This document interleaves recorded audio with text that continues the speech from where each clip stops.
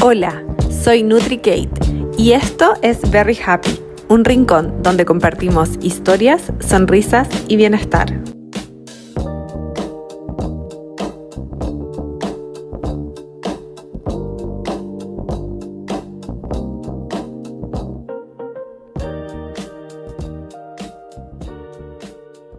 Bienvenidos todos al episodio número 5. Estoy nuevamente aquí con Ángela. ¿Cómo estás, Ángela? Hola, estoy muy bien, muy contenta de que ya vamos avanzando en el número 5. En el episodio anterior conversamos acerca de qué comer, dónde guardarlo, cómo prepararlo. Y hoy vamos a conversar acerca de cómo, cuándo, dónde y con quién debo comer. Exactamente. Así que Ángela, feliz de comenzar este nuevo episodio y vamos a partir por un tema súper controversial, que está súper en boga, que muchos lo han practicado, que algunos me preguntan ¿es bueno, es malo, qué opinas? Y es el famoso ayuno. Sí, yo creo que el ayuno siempre tiene sus adherentes y tiene sus opositores. Como todo en la vida. Sí. Pero también es importante decir que en la historia de la humanidad el ayuno ha estado presente como parte de una práctica para alcanzar salud, ¿ya? Las personas que estudian medicina, por ejemplo, estudian a Hipócrates y saben los ayunos que se dice que eran de 40 días. También cuando uno habla, por ejemplo, de Jesús se iba al cerro y ayunaba. Entonces, ¿qué pasa con el ayuno? A mí me intrigó mucho y durante una época leí mucho sobre el ayuno y sobre las experiencias de personas que lo habían adoptado dentro de su vida y cómo eso lo habían impactado. Ahora, lo importante que estamos hablando del ayuno consciente, intencionado, ¿cierto? Para generar una reacción beneficiosa en nosotros. Claro, porque es importante nuevamente recalcar que estamos hablando desde el autocuidado, ¿cierto? Y cada uno tiene que saber en qué medida puede o no puede avanzar en estas prácticas sobre las cuales estamos conversando y cómo la va a aplicar en su caso. Porque tú que entiendes el tema de ciertas enfermedades más complejas, el tema del ayuno sí tiene que ser avalado o guiado por un especialista de salud.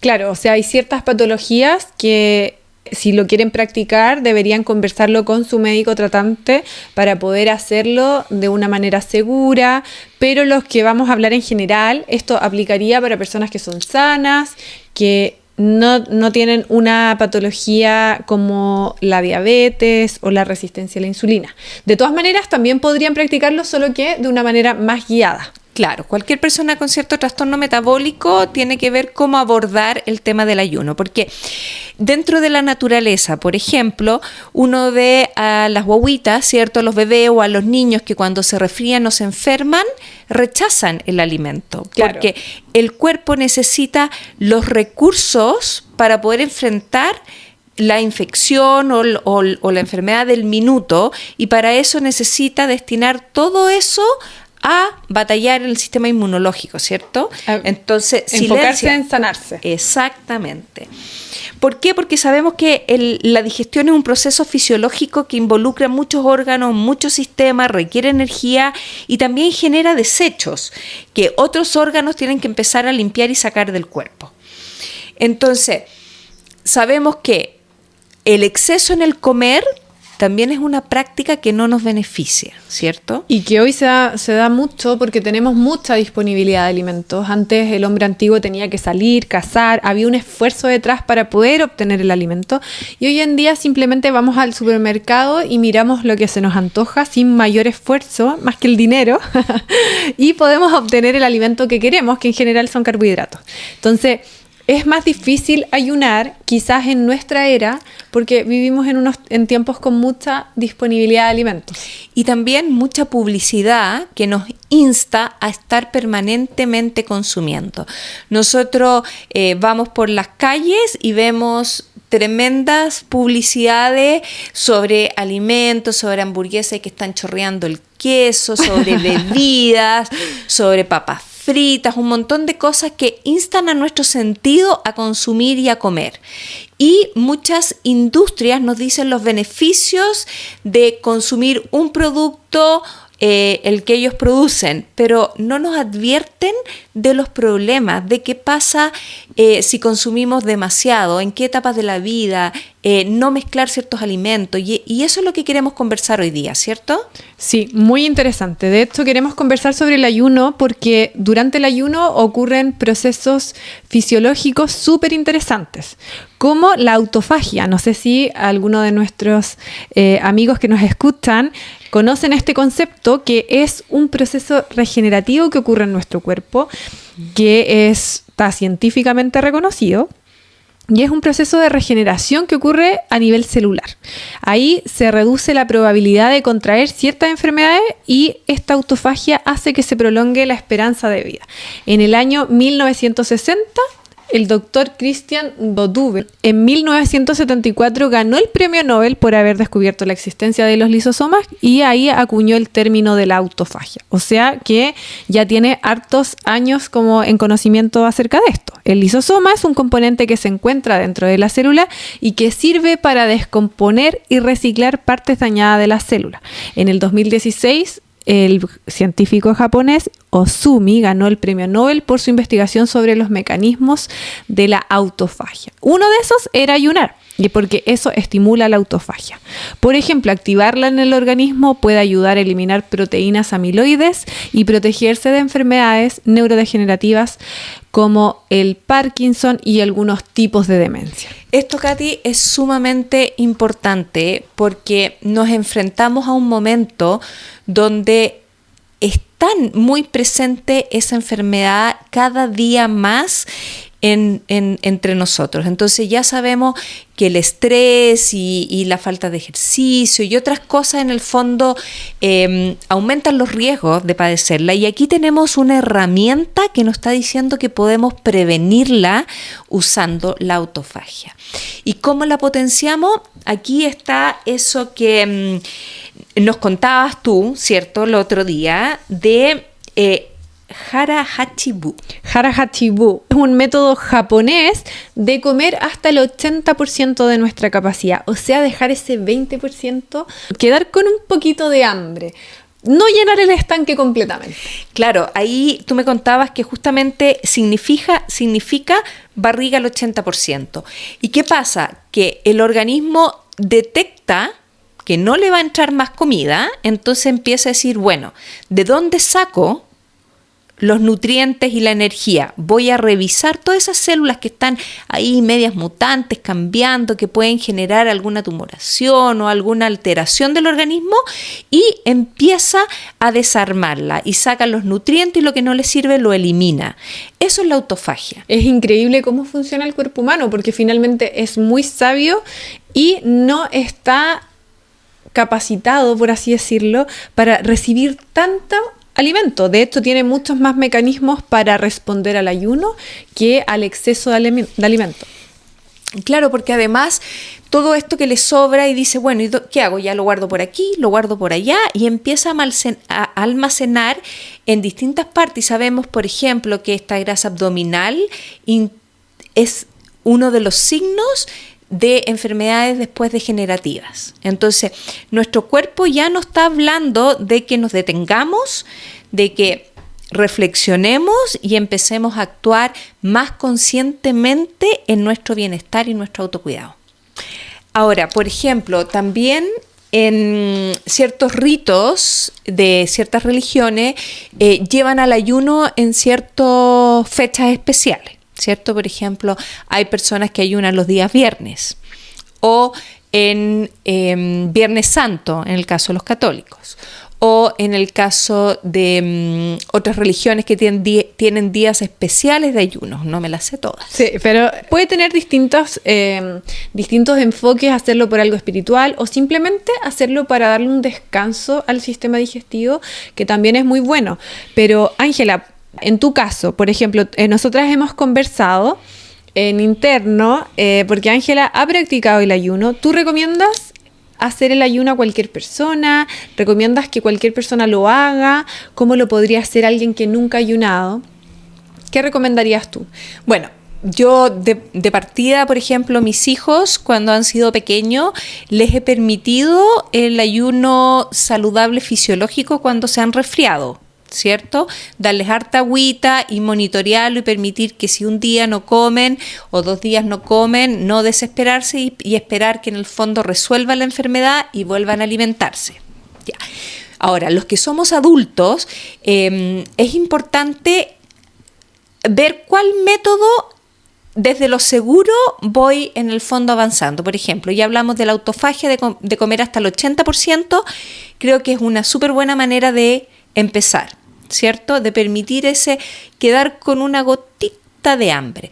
Segundo, que es masticar bien la comida de manera que la señal de saciedad que le da el cerebro al gusto, digamos, tarde un poquito más y sentirnos saciados, no después de habernos comido así, engullido la comida, sino que lentamente dejamos el tenedor abajo, ¿cierto? Por lo menos 20 minutos, eso es mínimo lo que se demora la señal de saciedad en llegar. Claro. Ahora, también podemos, por ejemplo, a mí me encantó la experiencia de Wolverine, de cómo habían logrado que el actor encarnara el personaje y la dieta, y él hizo un ayuno intermitente de 16-8. ¿Qué quiere decir eso?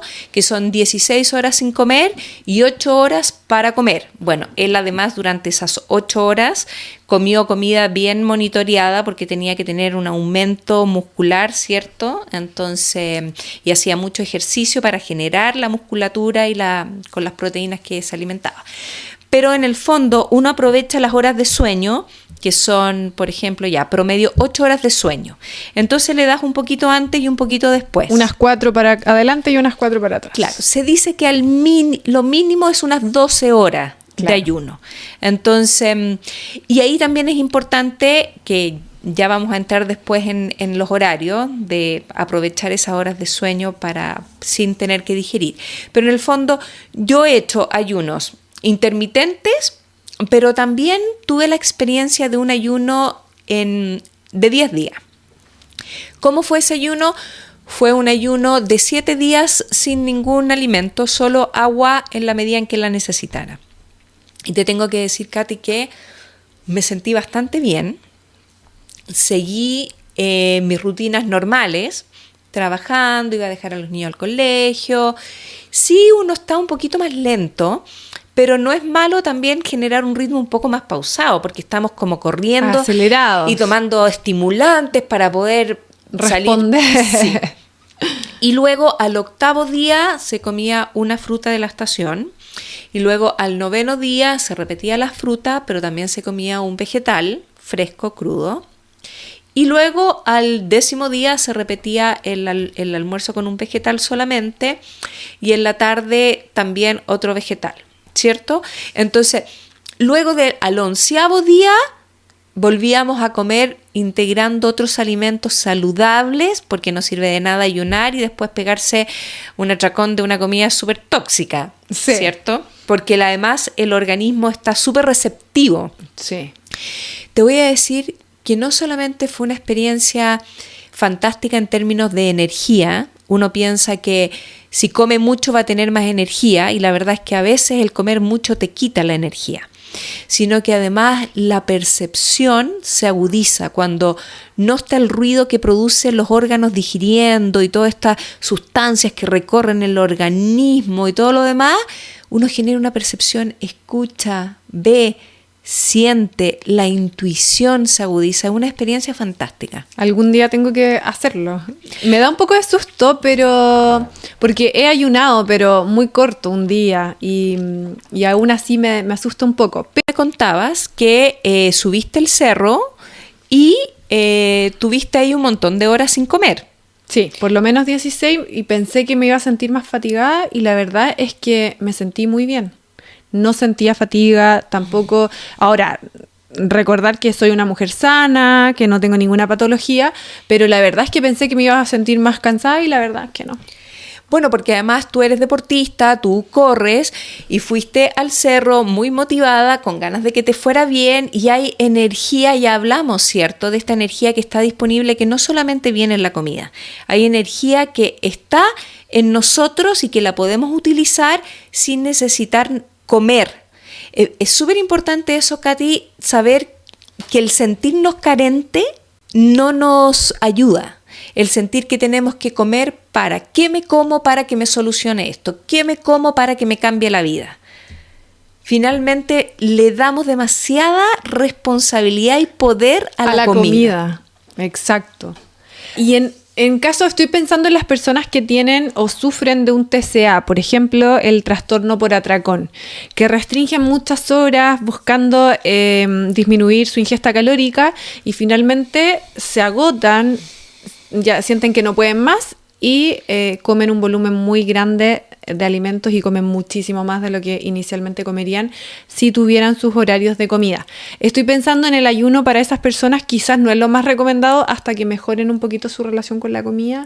Yo creo que esa es la clave, Katy, es decir, que ellos puedan complementar su tratamiento con alguna técnica de respiración, de manejo de la ansiedad, de todas maneras que hagan alguna actividad física, ya sea caminar, bailar, saltar la cuerda, subir el cerro, lo que hagan para mover la energía en su cuerpo y además que establezcan relaciones humanas, sociales, sanas, amorosas, nutritivas, porque en nuestra historia desde niños nos han premiado con la comida, nos han dicho, ay, mijito, un dulce, ay, entonces le voy a regalar esto. Y cuando estamos en una situación personal difícil, a veces acudimos a la comida como una manera de gratificación personal. Entonces, el dejar de comer nos parece un castigo y el comer nos parece un premio. Entonces, si queremos salir de ahí, necesitamos apoyo quizás en otras áreas, ¿cierto? En la parte un poco más emocional, en terapias energéticas, en terapias metafísicas, psicoemocionales, psicológicas, que nos ayuden. Yo, por ejemplo, hubo un momento en mi vida que estaba muy ansiosa. Y me ayudó mucho el yoga. Y me costó, no creas tú que no me costó. Es que es difícil, no es fácil. Se ve fácil, pero es difícil. Persistí. Y eso que se generaba en el yoga permitía que mi energía fluyera. Y cuando mi energía empezó a fluir, mi ansiedad bajó sin yo tener que hacer ninguna otra cosa, sin que yo tuviera que pensar, me tuviera que obligar a hacer rutinas catastróficas. No. De hecho, cuando converso acerca de esto es como entrar en el círculo virtuoso, porque si hago deporte, me muevo, me siento mejor, quiero comer mejor, o si no entramos como en el otro círculo, en el vicioso, ¿cierto? Que no me muevo, se me antojan solo cosas que son alimentos muy estimulantes, después me siento con culpa y así. Entonces, la invitación es a salir si es que estás en ese círculo vicioso y entrar a este otro círculo virtuoso, del deporte, de la comida que te haga sentir bien. Mira, Katy, y además, por ejemplo, una práctica que es de ayuno parcial puede ser, por ejemplo, comerse una fruta que sea fácil de digerir. Una fruta de la estación puede tener un snack de frutilla o lo que sea que en el fondo tenga, y que eso permite que el cuerpo reciba una dosis de energía, pero que no tenga tantos recursos ni le requiera tanto digerir. Entonces, eso permite de todas maneras que los mecanismos que provoca un poco esta autofagia y el ayuno sigan funcionando en el organismo. Entonces, tampoco es necesario que haga estas grandes privaciones. Claro, para iniciar quizás. Exactamente, cada uno tiene que practicarlo a su ritmo. Por ejemplo, yo también he subido cerros con 2 días de ayuno. ¡Wow! Wonder Woman. Mira, y yo tuve la suerte por un tiempo de hacer montaña. Y una de ellas fue el Kilimanjaro. Ustedes la ven delgada, pero ella es muy fuerte. Oye, y una de las cosas, cuando yo fui al Kilimanjaro, yo no era una supermontañista ni una gran deportista en términos de que saliera a correr como tú, ni que estuviera súper entrenada. Entonces yo sabía que mis prácticas de alimentación tenía que ser muy rigurosa, ¿ya? Para que en el fondo yo no tuviera problemas en este desafío que claramente era un desafío enorme para mí. Y te voy a decir que, por ejemplo, yo en las mañanas comía la fruta, comía cosas que podía digerir bien y luego no comía a la hora del almuerzo. Eran jornadas, por ejemplo, las típicas eran como de 6 horas de caminata y cuando ya volvíamos, hacíamos un campamento, ahí recién comía. Pero, de nuevo, la fruta la guardaba para primera hora de la mañana o para tener un snack en el camino. Llevaba estos como pequeños dulcecitos de miel. Hay ciertas prácticas que uno tiene que ir intencionando, que lo dijimos en el episodio pasado. ¿Qué espero yo de mi comida? ¿Para qué estoy comiendo? Cuando yo miro el plato, ¿qué espero que este plato me dé? ¿Cómo va a cambiar eso? ¿Va a transformar mi vida? Muy interesante. Y bueno, esto es lo que le funcionó a Ángela. No significa que va a funcionarle a todos, pero es interesante ver que el cuerpo puede responder igual con pequeñas cantidades de energía que sean de fácil digestión, que ocupe poca energía. Ese era como el punto. Pero ahí cada uno tiene que ir probando lo que funcione mejor. Por eso es tan importante preguntarse si esto sirve para mí. Y bueno, conversemos un poquito, Ángela, acerca de cómo tenemos que comer, que también es otro tema súper importante.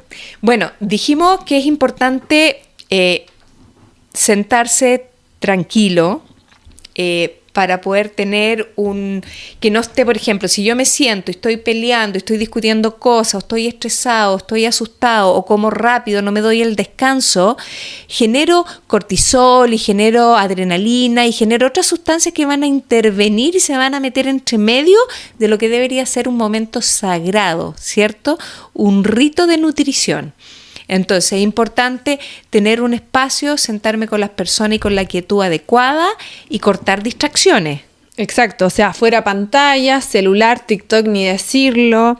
Yo creo que es súper importante también aprovechar el momento de la comida para estar con quien echamos de menos durante el día. Quizás estuve todo el día afuera y en la noche finalmente o en la tarde como con la persona que quiero, conversar, guardar los temas tensos para después de la comida o antes de la comida, porque no sirve alimentarnos mientras estamos hablando de un tema que nos genera mucha tensión. Ya peleas no se deberían dar en el espacio de la comida. Exactamente. Mira, recordemos que mucho de nuestra cultura, el comer era casi un rito ceremonial donde uno agradece, donde uno intenciona. Entonces, a veces las comidas nos reúnen, ¿cierto? Uno se junta a veces con amigos y estas comidas nos reúnen. Entonces, ¿qué espero yo de mi comida? Por ejemplo, hay dietas que son depurativas. Entonces, yo voy a hacer mi dieta detox con pepino, con cierto... Voy a comer más verde. Exactamente, y le voy a permitir a mi cuerpo que elimine muchas toxinas porque la verdad es que la semana pasada no me porté muy bien. ¿Cierto? Entonces, a lo mejor lo que yo quiero intencionar es que quiero nutrirme, ¿cierto? Y voy a elegir alimentos con algún, por ejemplo, elemento que me falte un poco más, que si quieres en el fondo alguna proteína o alguna vitamina de un grupo en particular. Si estoy sometida, por ejemplo, a una exigencia mental, a lo mejor quiero aumentar el grupo B de las vitaminas. Es decir, voy a intencionar que mi alimentación me va a permitir potenciar un aspecto de mí. Entonces, eso es súper importante. Si yo quiero vitalizarme, quiero potenciarme o quiero reparar, o a los niños uno les da alimentos para que lo ayuden a crecer. Que tenga huesos firmes, ¿cierto? Sí. Tejidos conectivos. Entonces, ahí empezamos con eso. Es importante cómo comer, elegir, intencionar, saber para qué me va a servir y cómo los combino. Hay alguna, digamos, información ya lo había nombrado los higienistas o dentro de las técnicas naturales. Lesaeta también hablaba mucho de la combinación de los alimentos. Por ejemplo, las proteínas, deberíamos comer una proteína a la vez y no mezclar varias carnes de distintos animales. Los almidones tampoco deberíamos mezclarlo entre sí, así como las papas con arroz tampoco va bien. Sí podemos mezclar, por ejemplo, frutas si son dulces entre sí, por ejemplo, como unas mandarinas con unas frutillas, ¿cierto? Que son como una manzana que está más bien dulce. Los sabores dulces entre sí podrían combinar bien.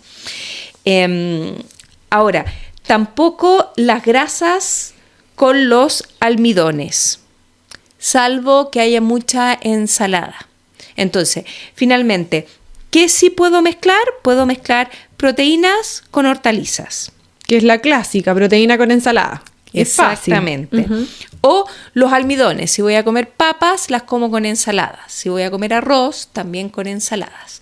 Entonces ahí podemos hacer verduritas crudas o las puedo saltear un poco. Digamos, hay varias combinaciones. O se puede hacer, no sé, un arroz, una ensalada con palta, con aceituna, una cosa ahí. En general, lo importante es no comer frutas después de comer.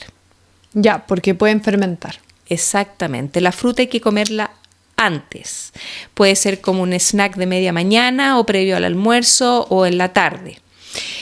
Tampoco ingerir bebidas muy heladas o alimentos muy refrigerados, helados, durante la digestión, porque la digestión necesita una temperatura para poder hacerse. Bueno, hablamos, Katy, cómo, dónde, con quién comer, y hablamos también de intencionar. Yo ahí quiero dejarles la invitación a que vean las fotografías de Masaru Emoto, de cómo la frecuencia vibratoria de nuestra intención, de nuestra palabra, de la música, afecta a las moléculas de agua, para que veamos efectivamente cuánto poder transformador hay en esas prácticas de intencionar. De hecho, yo las busqué y me impactó cómo afectaba la música a estas partículas de agua. Y finalmente nosotros somos agua, así que sí o sí intencionar o la energía que haya alrededor nuestro va a afectar en cómo digerimos, en cómo nos sentimos. Así que búsquenlo porque es súper interesante. Oye, Katy, y vamos al cuándo, ¿cierto? Que es súper importante el tema de en el horario en el que como. Claro, porque hay gente que dice, no, el desayuno tiene que ir sí o sí, otros, no, yo no desayuno. Ya, de nuevo vamos a que tenemos que generar una estrategia alimentaria adecuada a nuestra realidad, porque hay personas que tienen turnos, que trabajan en ciertos horarios y que pueden o no. Así que vamos a decir, en forma general deberíamos comer cuando nuestro cuerpo está mejor preparado para comer. Se dice que cuando uno despierta, está en una frecuencia de ondas vibratorias en que se puede generar mucha meditación, mucha concentración y que es mejor no interrumpirlas con levantarme y comer inmediatamente. ¿Ya?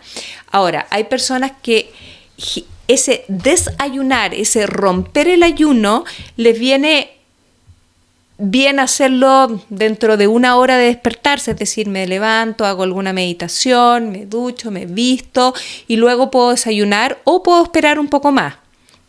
Ahora, en la comida fuerte del día debería ser cuando el sol está en su apogeo en el cielo, que es el momento como de mayor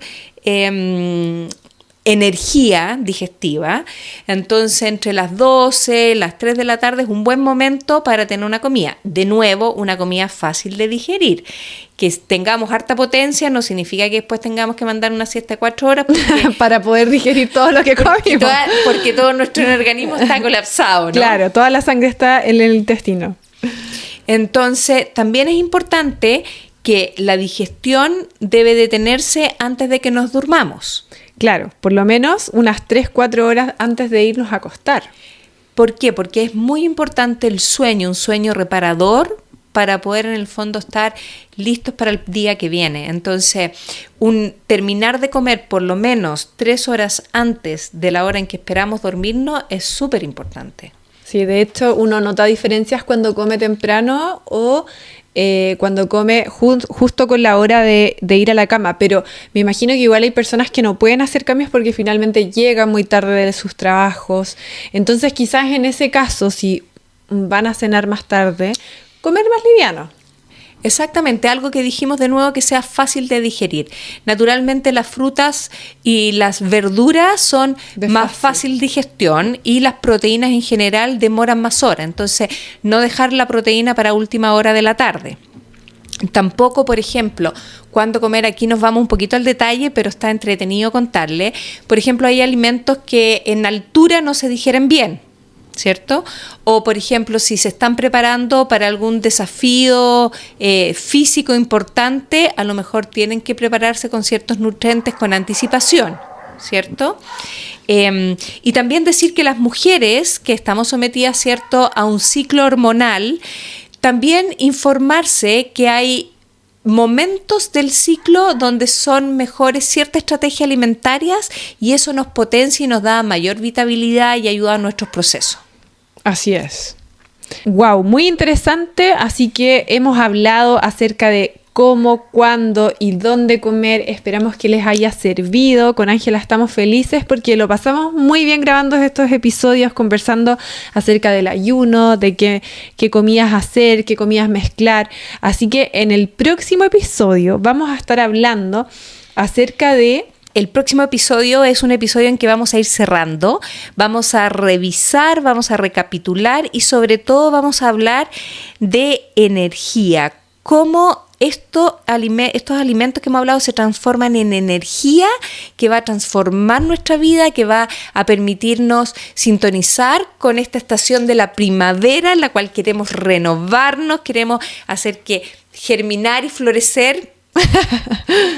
Así que los invitamos a todos a seguirnos, a escucharnos, porque ya nos queda solo un episodio para terminar este hermoso ciclo de primavera. Los esperamos a todos y nos vemos. Nos vemos.